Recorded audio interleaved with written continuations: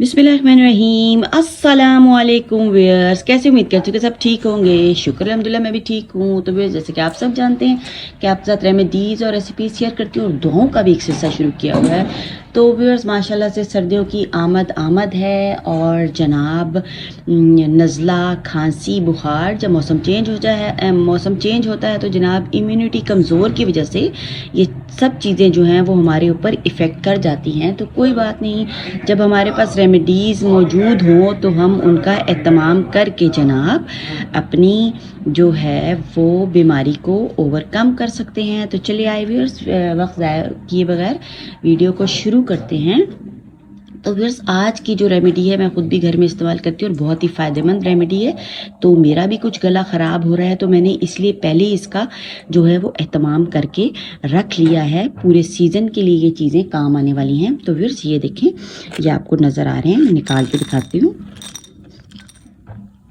ये देखें जनाब, ये हैं जनाब अनार के छिलके। तो मैंने क्या किया, अनार के छिलकों को मैंने सुखा लिया है। ठीक है, ये देखिए, ये मैंने सुखा के एक बोतल में जो है वो बंद करके रख लिए हैं। और अब ये चलेंगे पूरे सर्दी में, और जैसे जैसे अनार आता रहेगा तो मैं उनको ना सुखा के रखती रहूँगी, और फिर जब किसी को ज़रूरत भी होगी फैमिली में तो उनको भी दूंगी।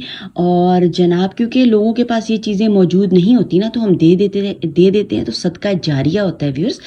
तो जनाब उनको भी दूंगी और ख़ुद भी इस्तेमाल करूँगी, अपनी फैमिली को भी इस्तेमाल करवाऊँगी और अपनी जो है ख़ानदान वालों को भी इस्तेमाल करवाऊँगी। तो सवाब भी मुझे मिल जाएगा जनाब, और वो भी ठीक भी हो जाएंगे, तंदुरुस्त भी हो जाएंगे। तो व्यूअर्स, करना क्या है, इसके आज आपको मैं दो तरीके बताने वाली हूँ। एक तरीका तो है व्यूअर्स कि आपने अनार का छिलका ना, ये तो अब सूख गए ना, सूख के हमारे पास सेफ हो गए हैं। अब हमारे पास मौजूद तो है ना, देखें जो हम बाज़ार से लेके आते हैं ना, वो हमारे पास ऐसी चीज़ आपको नहीं मिलेंगी। ये देखिए, इस कदर प्यारे और रेड से साफ़ सुथरे, जो आप पंसारी की दुकान से लेके आएंगे ना, वो मट्टी घट्टे से गंदे हुए होंगे।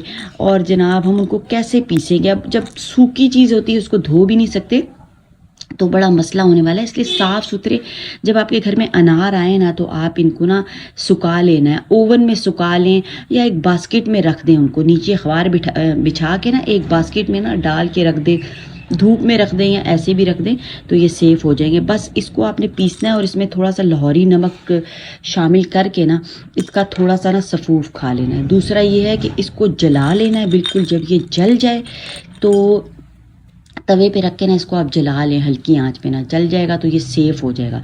उसके बाद शहद डालें और जनाब आप खा लें थोड़ा सा ना, बस पीस के 2-3 चुटकी खा लें तो इतना आराम आएगा और इसके बहुत ही ज़्यादा फ़ायदे हैं। तो फिर तक आपको वीडियो पसंद आए तो चैनल को सब्सक्राइब करें, लाइक करें और शेयर भी करें, ताकि सब इससे फ़ायदा उठा लें। और खांसी के लिए भी ये बहुत ही मुफीद चीज़ है।